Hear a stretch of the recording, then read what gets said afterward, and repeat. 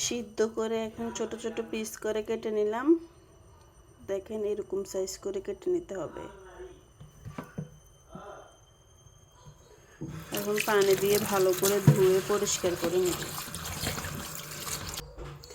ধোয়া শেষ, এখন প্রেসার কুকারে নিয়ে সিদ্ধ করে নিব।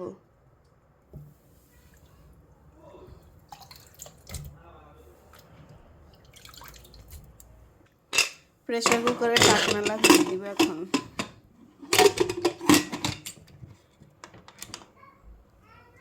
এখন চুলার উপরে বসিয়ে ভালো করে সিদ্ধ করে নিব। সিদ্ধ করার পর আবার আসব। এখন পাতিলা গরম হয়ে গেছে, তেল ঢেলে দেব। পরিমাণ মতন তেল গরম হয়ে আসলে এখানে লং, এলাচি, দারচিনি, তেজপাতা দিয়ে দিলাম। এগুলো ভাজা হয়ে আসলে এখানে পেঁয়াজ কুচিটা দিয়ে দিতে হবে। নেড়ে ছেড়ে দিতে হবে।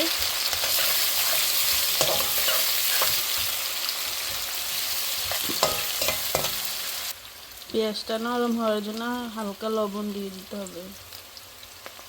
এখন ভালো করে নেড়ে ছেড়ে দিতে হবে।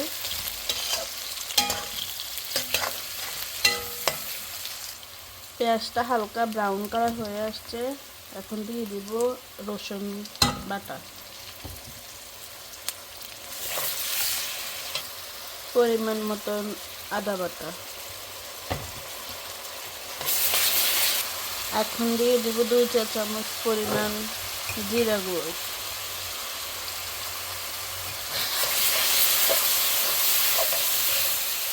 হালকা পানি অ্যাড করে দিলাম, মশলা যেন না পুড়ে যায়।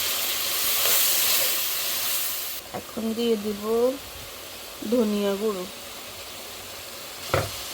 1 চা চামচ পরিমাণ হলুদ গুঁড়ো দিয়ে ভালো করে মশলাটা কষিয়ে নিতে হবে। মশলা কষানো শেষ, এখন সিদ্ধ করে রাখা বটগুলো সব একসাথে দিয়ে দিব। বটগুলো সব দিয়ে দিলাম, নেড়ে ছেড়ে দিব।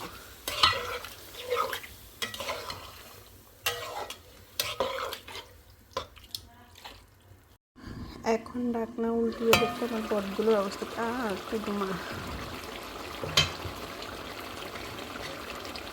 মাশাআল্লাহ, অনেক সুন্দর কালার আসছে।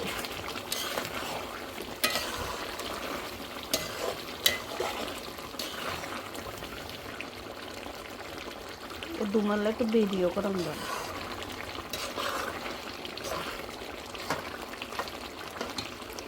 দুয়াটা হলো ডিস্টার্ব।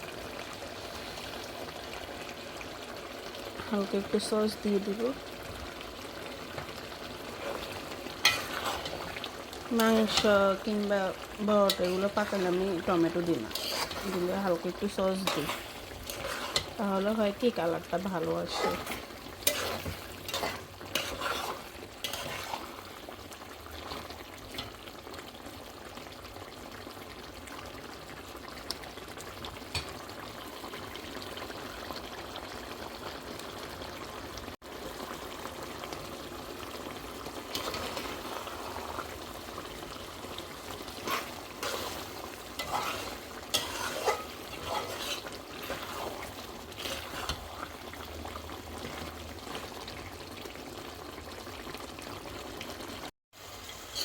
আমার রান্নাটা শেষ।